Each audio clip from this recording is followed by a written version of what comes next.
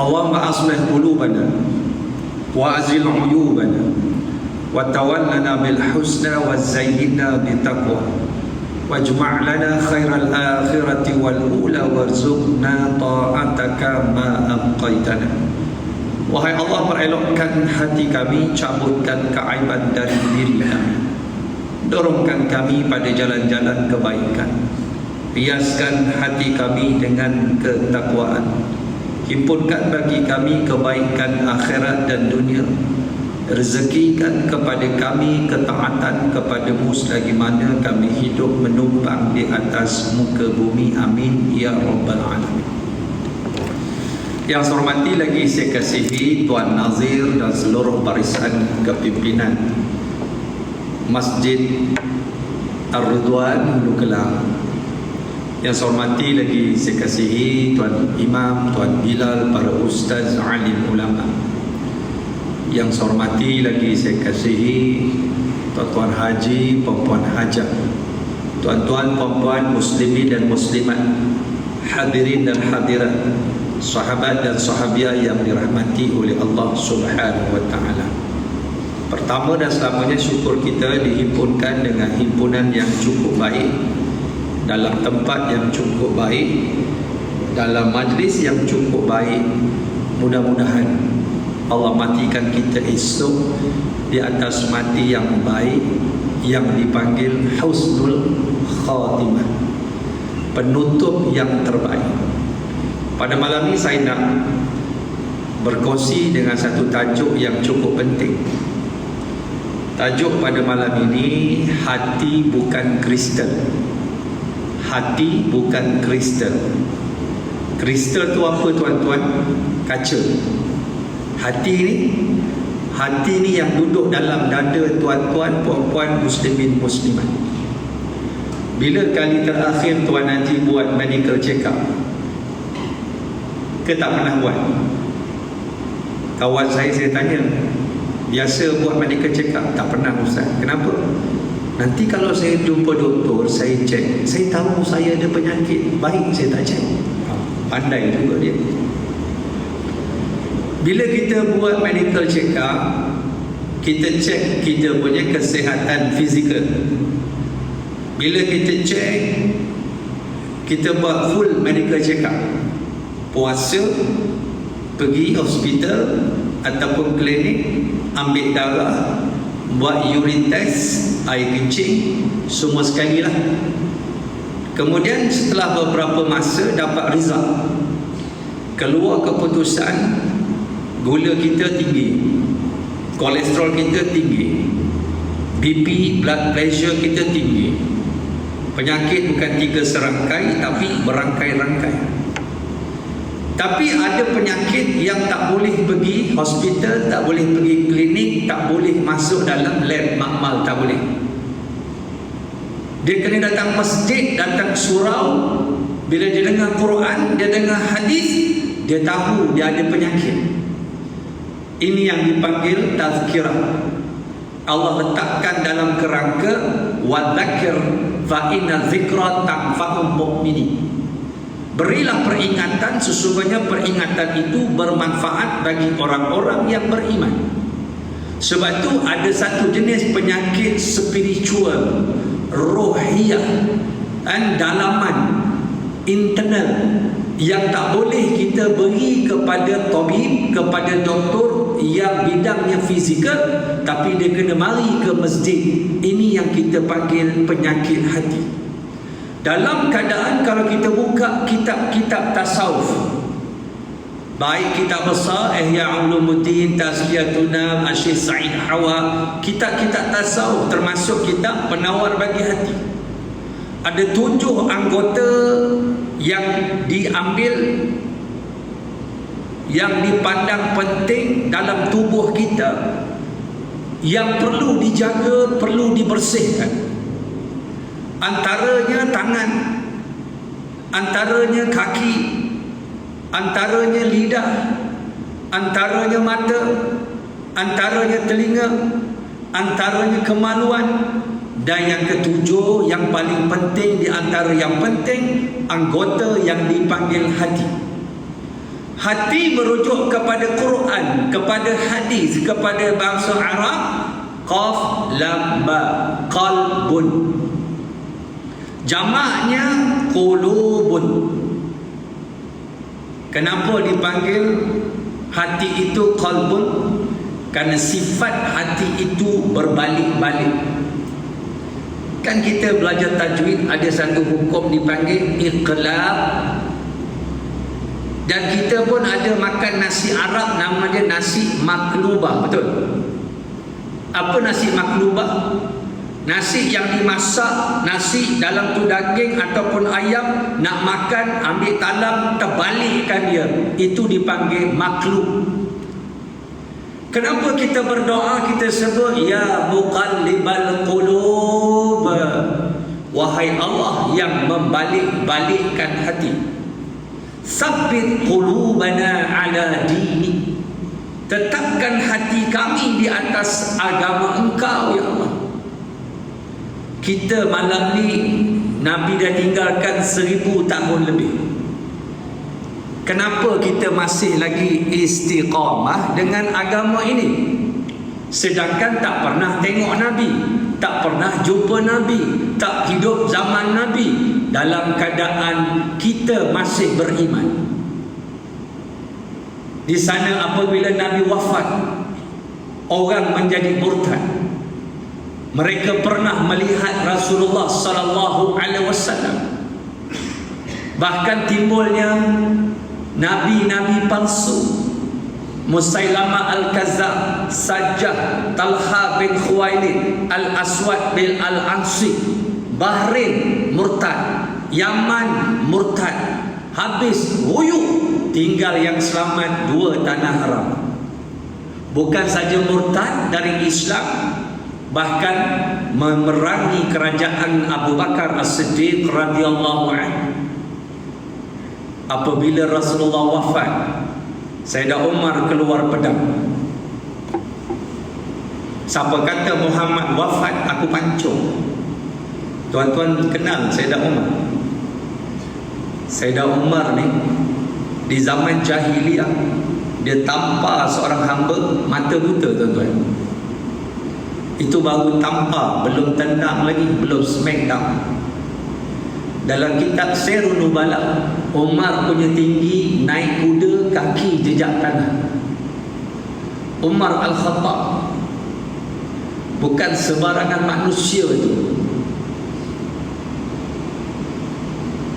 Tetapi bila datang Sayyidina Abu Bakar As-Siddiq radhiyallahu an, dia kata, man kana ya'budu Muhammadan fa inna Muhammadan qad mat, wa man kana ya'budu Allah fa inna Allah hayyun la yamut.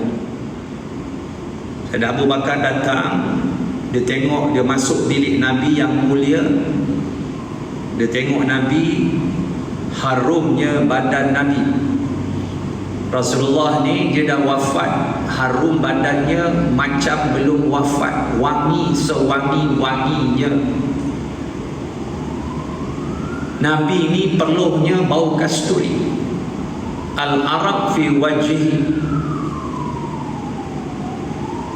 peluh di pipi Nabi yang mengalir itu baunya harum kasturi. Ini Nabi yang mulia. Bila tengok Nabi wafat, dia keluar, dia kata, siapa sembah Muhammad, Muhammad dah wafat. Siapa sembah Allah, Allah hidup tak mati selama-lamanya. Lalu dia baca sepotong ayat dari surah Ali Imran 144. Wa ma Muhammadun illa rasul qad khalat min qablihi rusul afa immata aw qutilan qalabtum ala aqabikum wa man yanqalib ala aqibaihi fala yadurrallaha syai'a wa sayazillahu syakirin.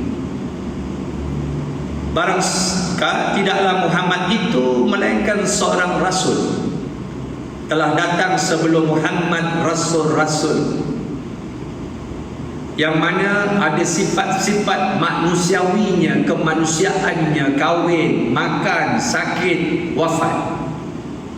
Apakah kiranya kalau Muhammad itu mati atau dibunuh, kamu berpaling daripada Islam. Dan barang siapa yang berpaling, murtad dari agama ini, tidak akan memudaratkan Allah, dan Allah memberikan jalan pada orang yang bersyukur. Ali Imran 144. Bila Sayyidina Abu Bakar bacakan ayat ini, Sayyidina Umar pengsan. Ayat ini membenarkan Nabi wafat. Kasih kepada Nabi, Sayyidina Umar lupa tentang ayat 144 surah Ali Imran bahawa Nabi Muhammad wafat. Yang kedua, ayat ini beritahu bila Nabi wafat, orang akan murtad. Antaranya golongan yang saya sebutkan tu tadi. Tiba-tiba kita pada malam ini tak jumpa Nabi, kita masih istiqamah dengan agama yang dibawa oleh Nabi sallallahu alaihi wasallam, kerana hati kita Allah jaga malam ni.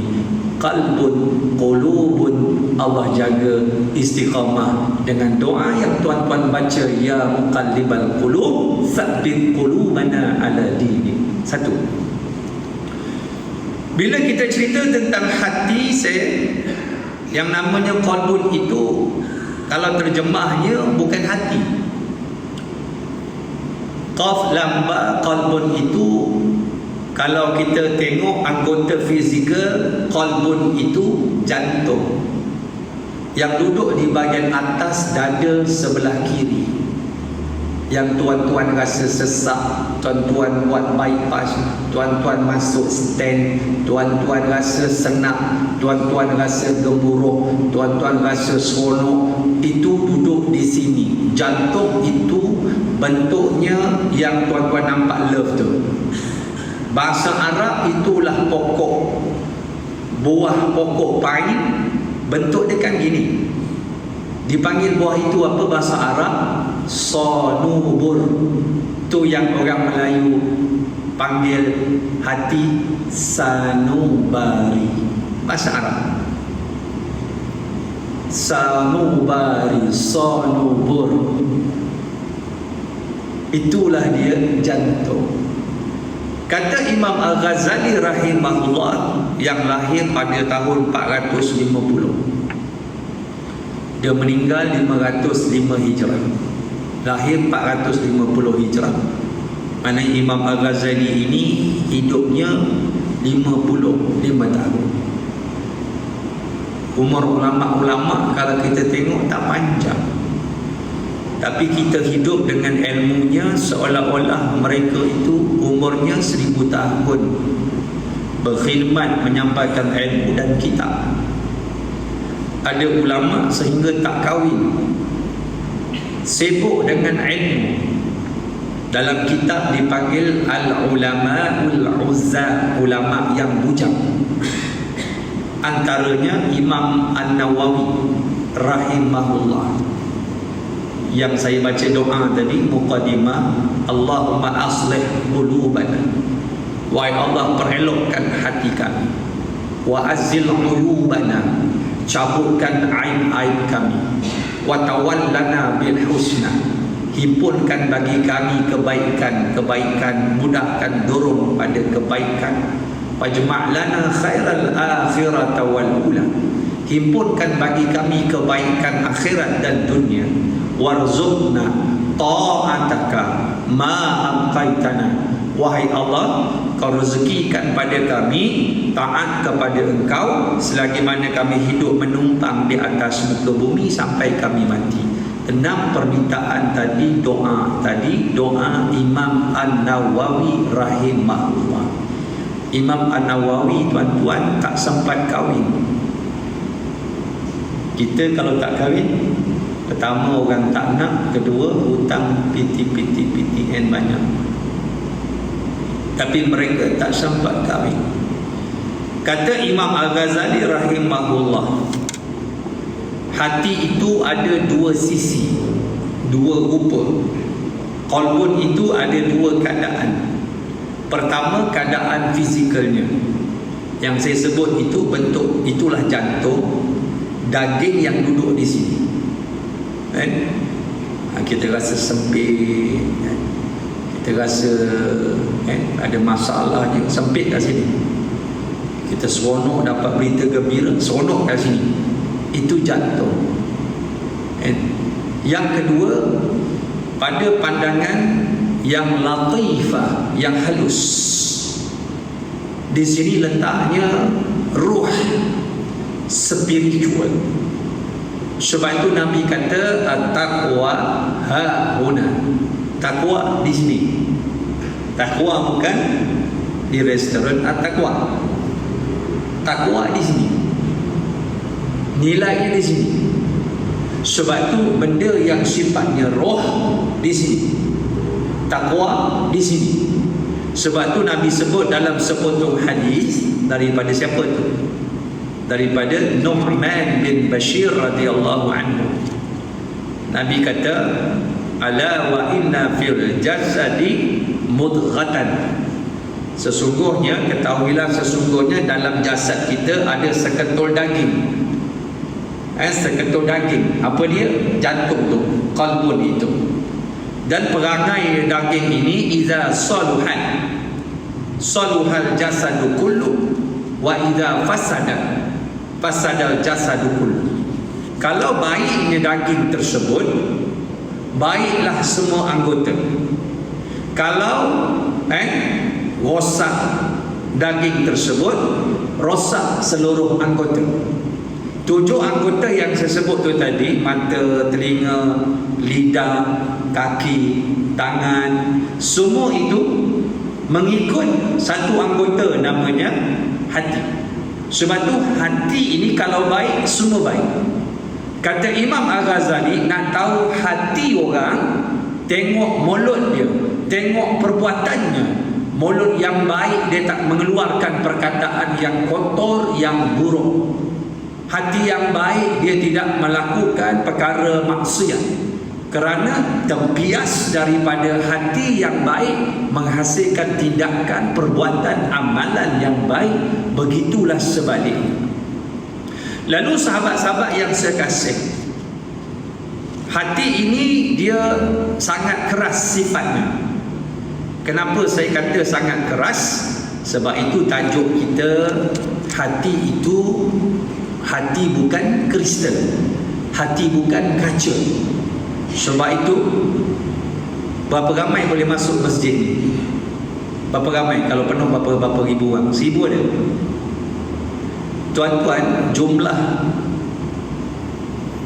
umat Islam yang telah mati dibunuh di Gaza 40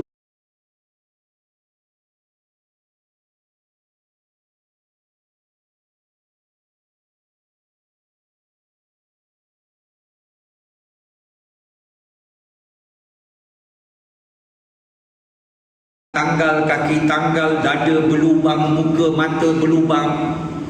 Tak sanggup kita. Bagaimana orang boleh bunuh bayi, boleh bakar bayi, boleh bom bayi dalam keadaan dia ada akal?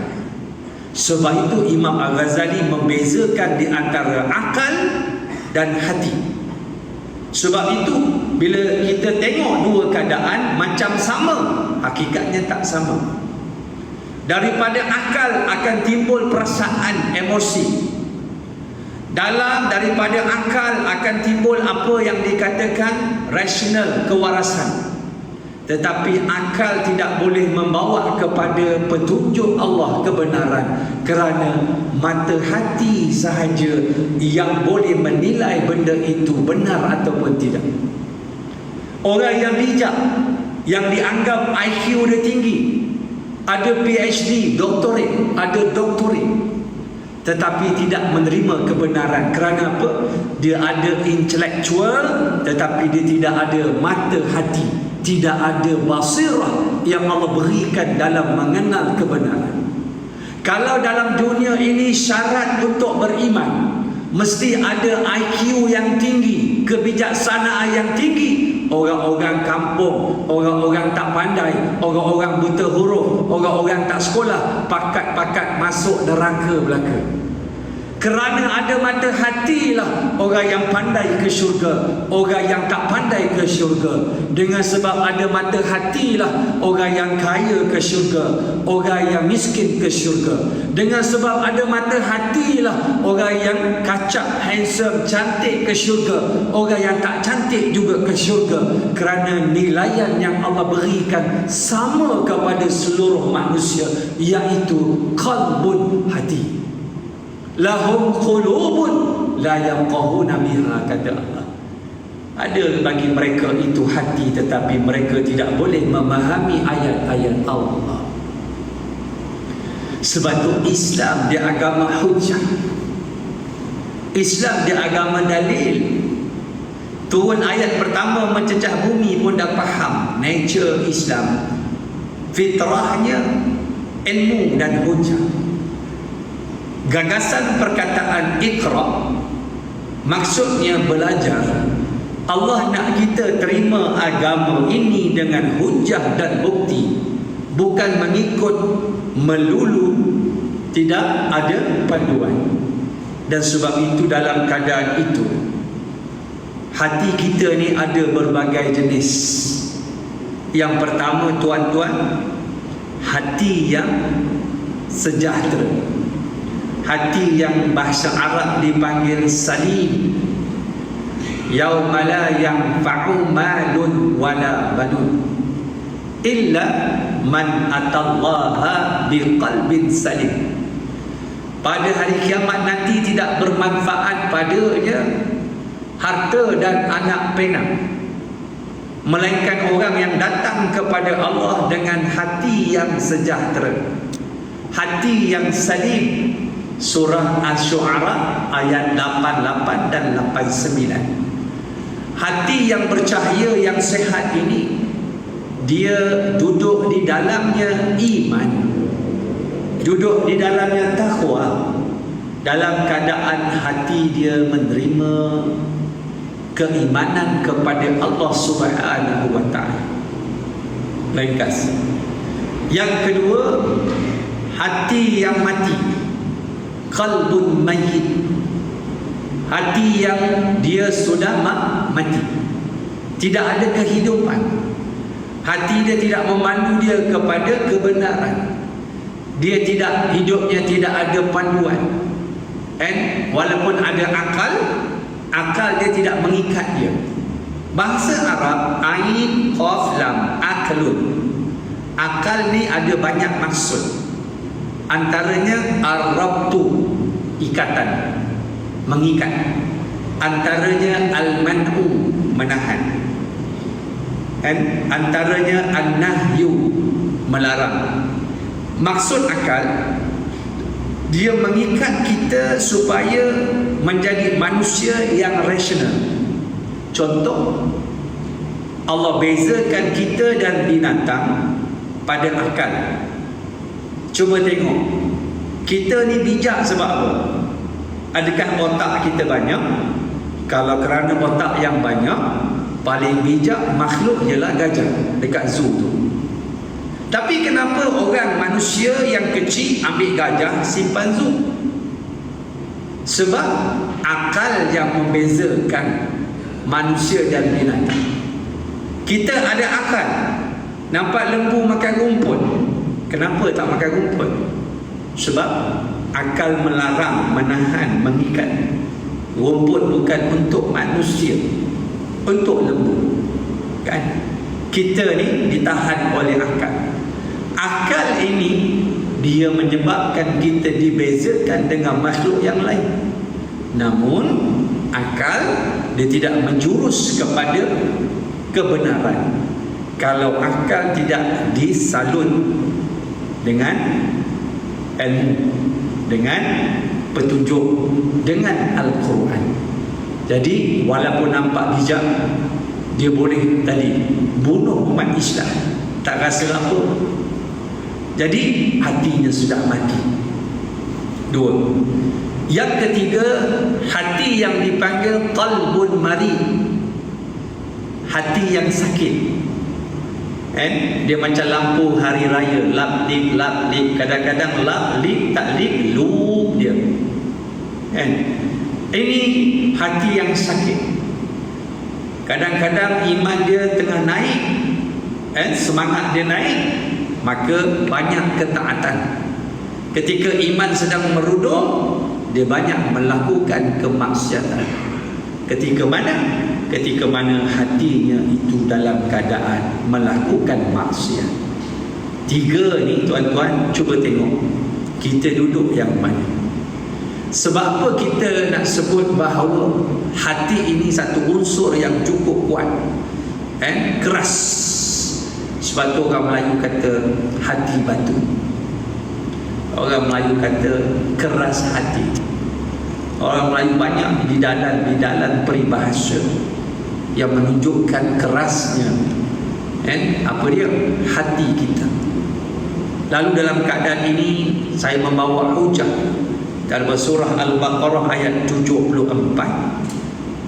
Allah menyebut ba'da a'udzubillahi minasyaitonir rajim, thumma qasat qulubukum min ba'di dzalika fahiya kal hijarati aw ashaddu qaswatan wa inna minal hijarati lama yatafajjaru minhul anhar wa inna minha lamma yashaqqaqu fayakhruju minhul ma' wa inna minha lamma yahbitu min khasyatillah wa mallahu bighafilin amma ta'malun.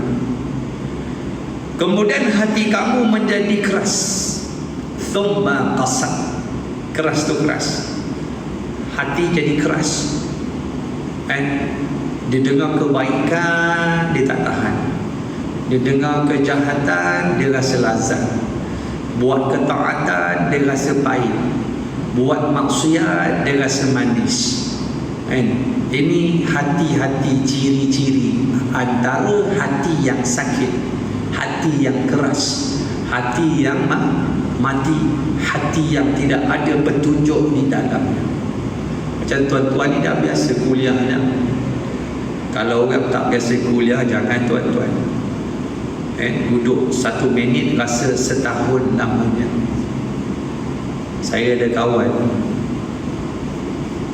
dia ni dulu asalnya tak suka kuliah, cuma dia duduk berjiran dia ni suka kuliah kat masjid. Jiran dia pula macam wali tuan-tuan. Jiran saya tu ustaz, pergi mana pun jumpa dia, pergi pasar jumpa dia, pergi bengkel jumpa dia, pergi tempat lain kat mana tepi jalan jumpa dia, macam wali tuan-tuan. Setiap kali jumpa dia, dia ajak pergi masjid. Saya tak pernah pergi masjid, tak pernah dengar kuliah. Saya dah tak tahu nak kata apa ustaz. Habis kampung dah, kampung isi kampung saya habis outstation. Akhirnya saya kata saya pergilah insya-Allah. Dia pergi masjid dalam keadaan dia duduk dalam kuliah 1 jam. Saya rasa 10 tahun ustaz. Macam nak mati syahid. Lamanya duduk. Macam tuan-tuan ni dah biasa tuan-tuan. Orang kalau tak biasa, jangan. Dia suka sangat kalau ustaz sebut wabillahi taufiq wal hidayah. Kalau doa, dia suka Pak Imam baca Rabbana atina fid dunya hasanah. Lepas tu saya duduk, lama-lama saya pergi masjid, sedap pula ustaz. Nampak hatinya dah masuk. Pokok itu dah cantik, dia tumbuh dalam keadaan yang cantik, di tempat yang cantik, dia sedang menyubur. Lepas itu dia pindah satu kawasan lain, taman baru. Kemudian dia jadi AJK Masjid, tempat taman baru, dan dia pegang biro dakwah. Jadi masjid tempat baru tu yang panggil ustaz-ustaz semua, dia yang susun jadual. Daripada tak suka jadi cinta bila dia jumpa orang yang betul, yang baik. Sebab itu tengok kawan kita tiap-tiap hari keliling kita. Cuba tuan-tuan tengok kawan tuan-tuan jenis macam mana. Nabi kata al-mar'u ala dini khalilihi falyanzur man yukhalilu. Orang tu berada di atas perangai kawan dia, tengok dengan siapa dia berkawan. Betul tak? Lalu hati ini dia jadi keras. Lalu Allah sebut fahiya kal hijarati. Cantik ayat ini.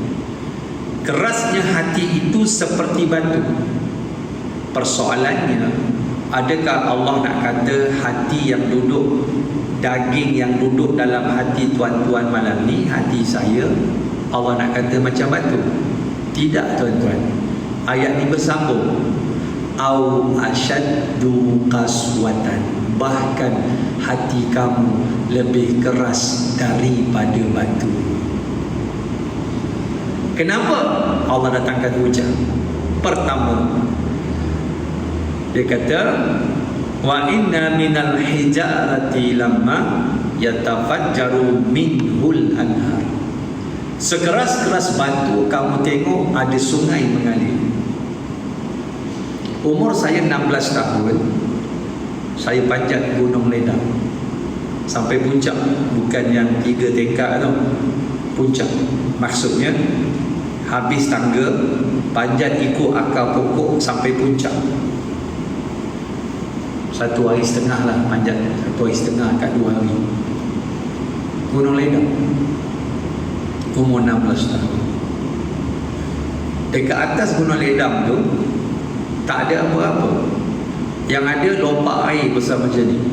Lopak air besar macam ni. Walaupun dia lopak air, bila dia turun, air-air kecil ini bergabung, dia menjadi air terjun di bawah. Sampai ke atas tu tak ada apa-apa, pokok pun tak ada. Kalau kita masak pakai apa tu, askar punya apa tu, cooker tu, air mendidih kejap je, lepas tu sejuk. Atas tu angin kuat, sejuk, tak ada pokok, tak ada apa-apa. Dan saya pun tak jumpa puteri Gunung Ledang, tak jumpa, tak ada. Tapi nak sebutnya tuan-tuan, Allah sebut dalam Quran, sekeras-keras batu kamu tengok dia menjadi sungai. Sebab itu bila sungai ada batu, tengok dasar yang membentuk batu itu mesti dia keras sifatnya. Sekeras-keras batu itu mengalir air. Pertama kata Allah, satu. Yang kedua, Allah datangkan lagi hujah, wa inna minha lamma yashaqqaqu fayakhruju minhul ma.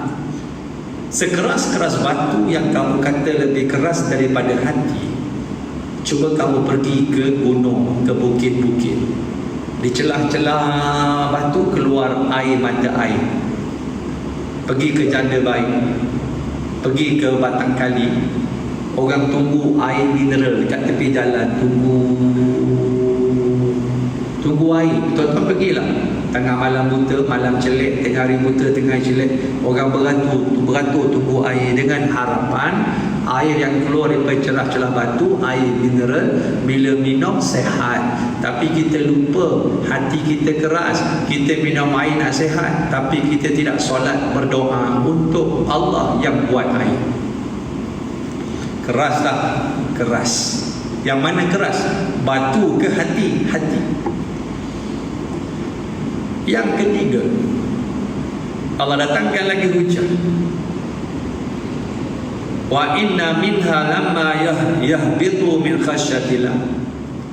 Sekerah-kerah batu itu kamu tengok, kalau aku turunkan dalam keadaan aku berikan arahan, bergoyang dia, bergoncang dia, dalam keadaan gunung yang paling tinggi, the highest mountain in the world. Gunung apa? Everest. Dekat mana? Kat Nepal, Kathmandu.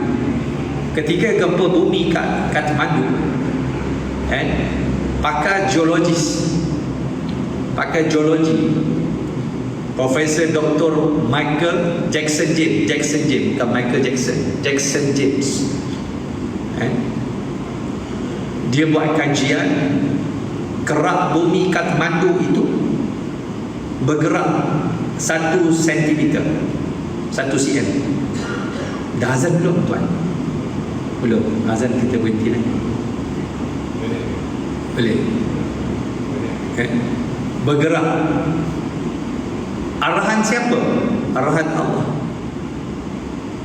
Ketika gempa bumi dekat Lombok, saya sampai di daerah Sembalu,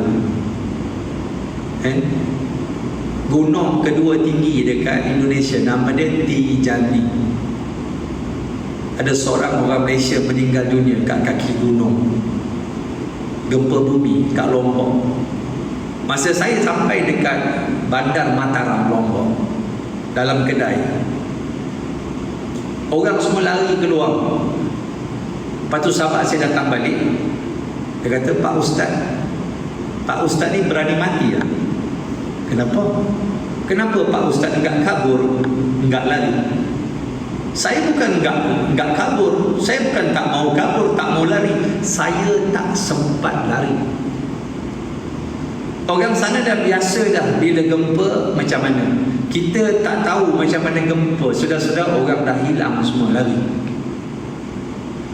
Di Lombok tuan-tuan, di Sembalun, waktu malam dekat gunung tu, tuan-tuan, bukan gempa 5 minit, gempa 5 minit sekali.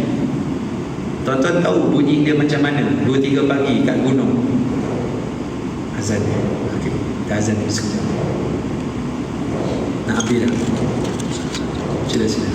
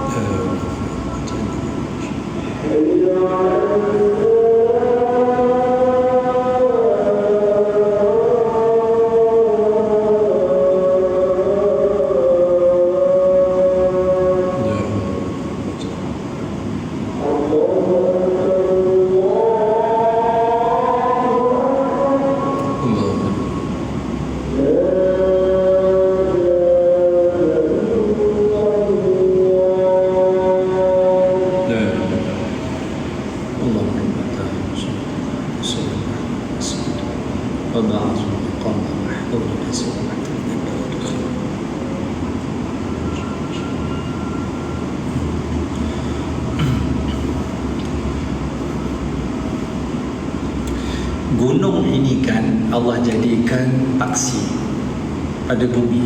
Rasa tak? Wal jibala autadan.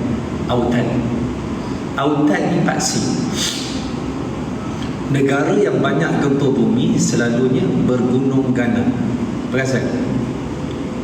Nepal, India, Pakistan, Afghanistan, Jepun.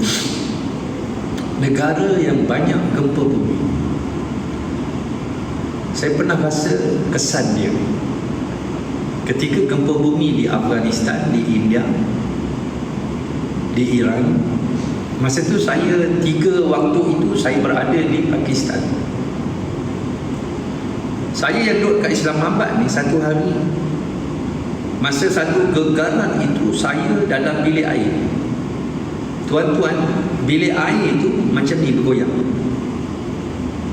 Saya ketika itu fikir, aku gila ke bila air gila, aku gila ke bila air gila, aku gila ke bila air gila.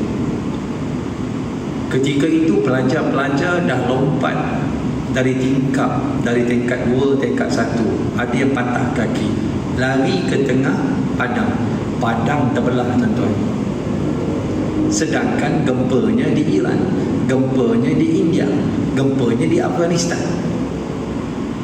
Begitu juga dalam peristiwa tsunami. Satu rotan Allah beri di Aceh. Rotan ini dia menggoncang Aceh. Dia naik mana? Dia naik Kuala Muda Kedah, naik Batu Ferringhi, dia naik Phuket, dia naik Bangladesh, dia naik sampai Somalia, Tanzania. Aceh ke Tanzania, Hulu Kelang Gombak ke? Tidak, tuan-tuan. Dia merentas benua ribuan kilometer. Bila Allah tunjuk kekuatan dia, berlaku gempa-gempa ini semua ni, walaupun ada gunung, bila dengan perintah Allah Subhanahu wa ta'ala. Orang yang pergi ke laut tak ada apa-apa, dia balik ke Aceh tu, ke pantai, dia balik bukan mak meninggal, isteri meninggal, anak meninggal, kampung hilang. Kampung hilang. Yang masih tertinggal Masjid Baitur Rahman. Masjid ni aku kenal. Kampung hilang. Aceh saja 2004, Aceh saja 220,000 nyawa terkorban. Di Lombok saya sebut, tanah tu macam minta nyawa, tuan-tuan. 2-3 pagi, 5 minit sekali, 5 minit bunyi dia macam ni.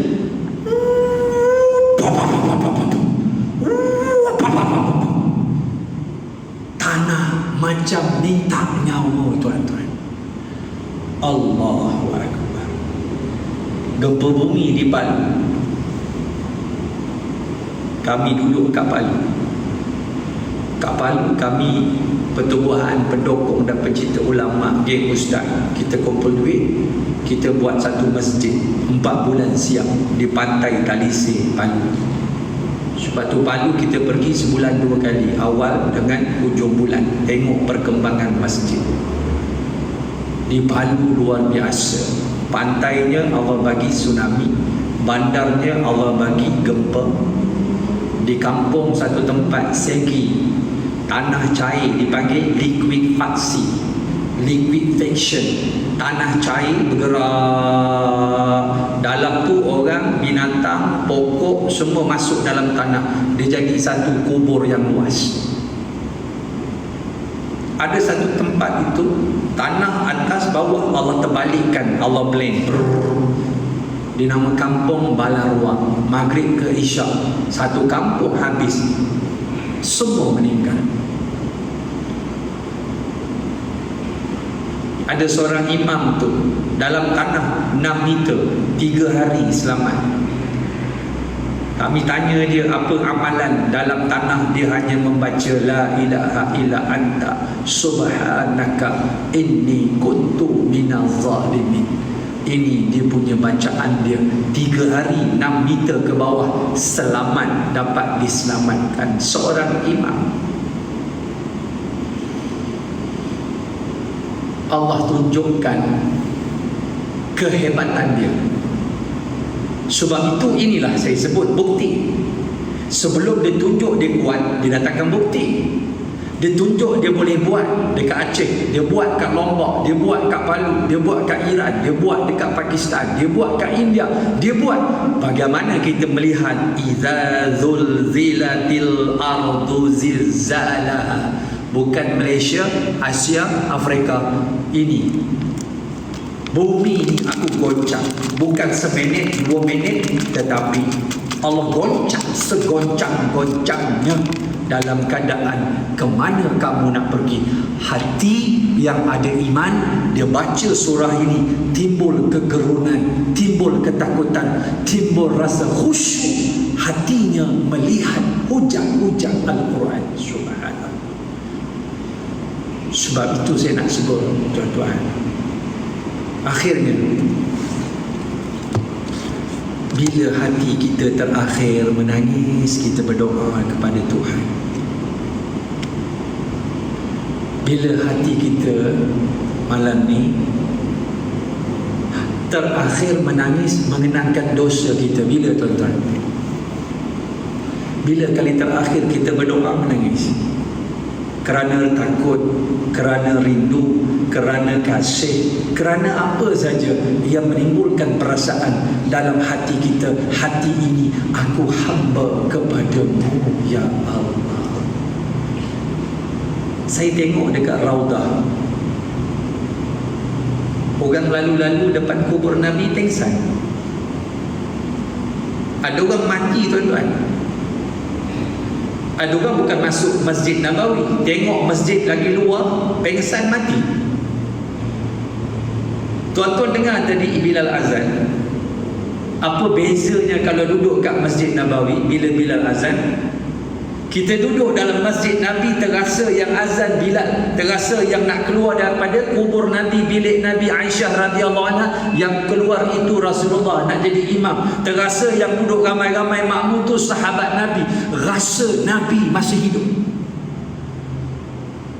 Sebab tu ada orang dia tak boleh tengok masjid Nabi menangis, tengok kubah hijau dia menangis, tengok kubur sahabat dia menangis. Saya pernah bawa jemaah seorang laki-laki.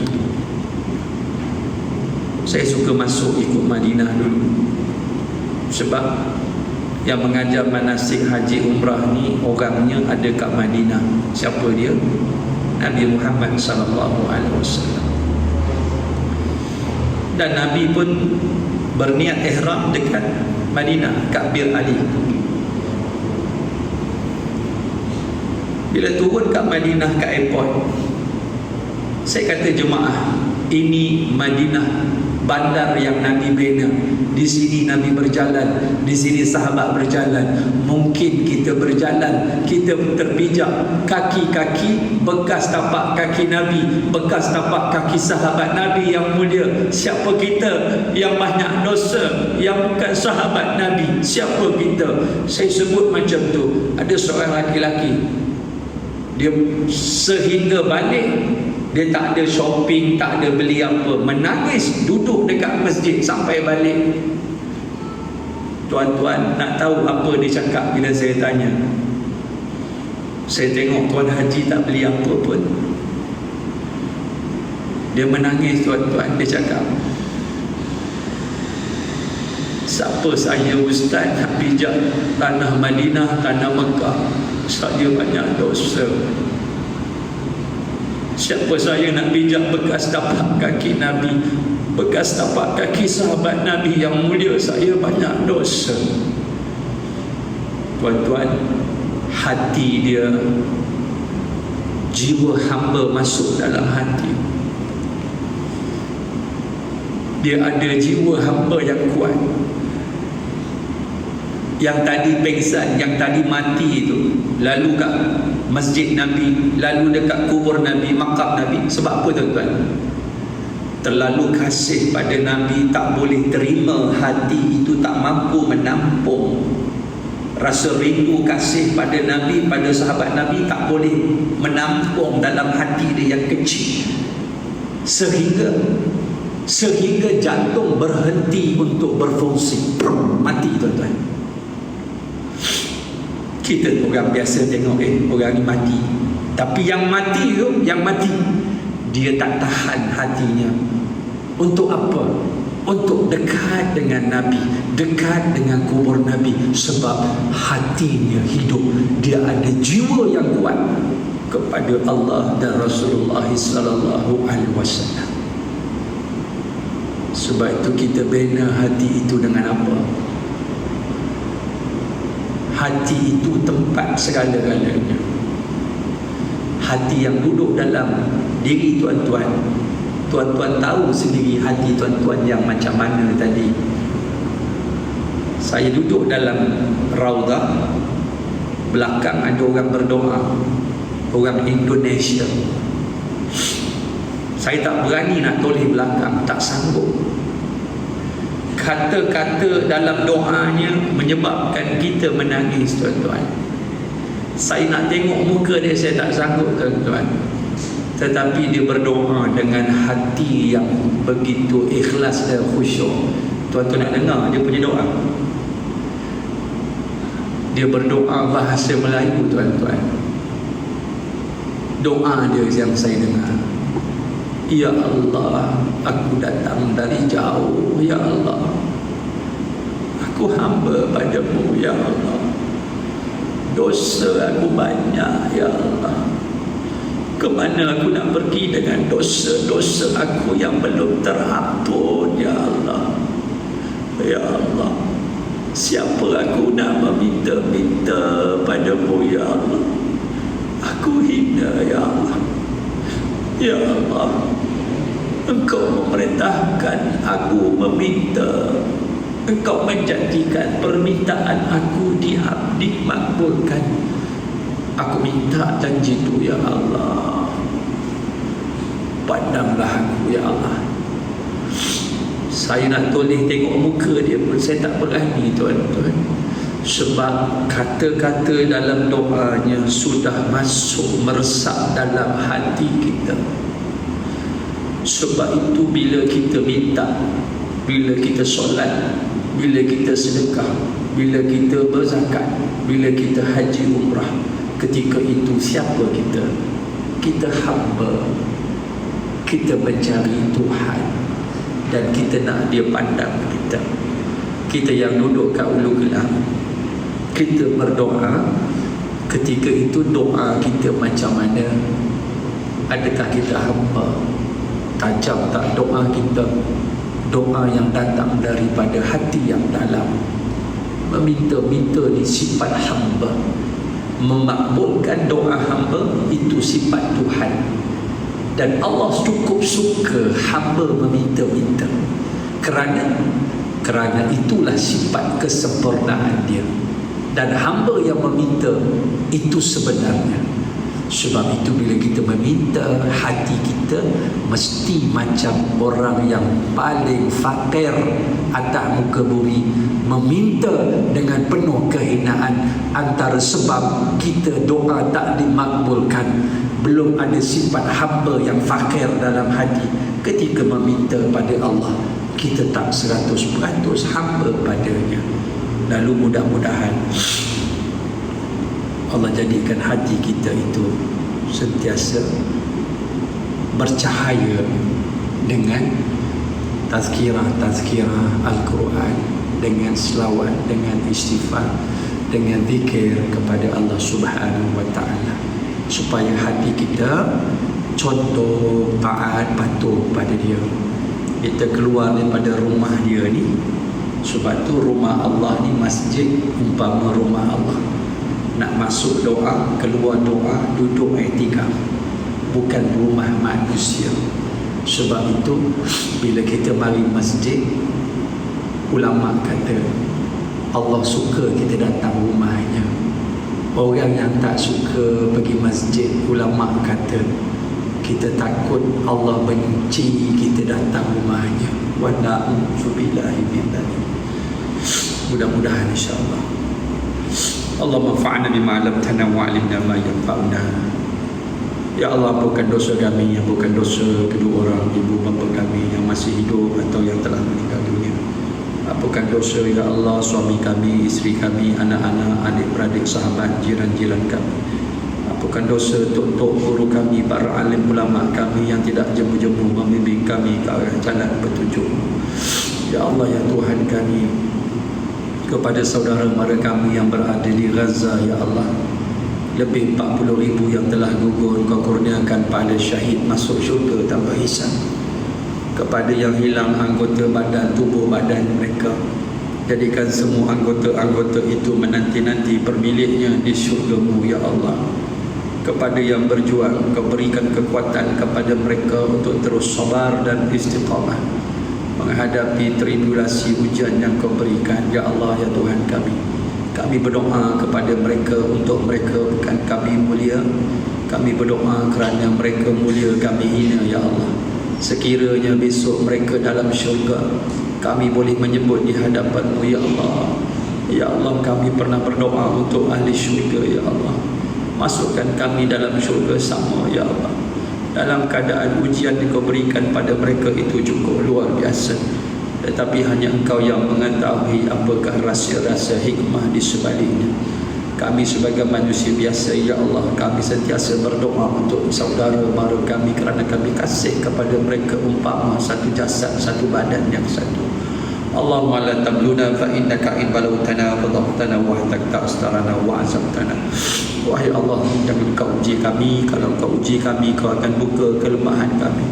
Engkau akan koyakkan tabir-tabir kelemahan kami, dan kami takut, ya Allah, Kau azab kami. Rabbana atina fid dunya hasanah wa fil akhirati hasanah wa qina azabannar. Subhana rabbika rabbil izzati amma yasifun wa salamun ala mursalin walhamdulillahi rabbil alamin. Taqabbalallahu minkum minna wa minkum taqabbal ya karim. Assalamualaikum warahmatullahi taala wabarakatuh.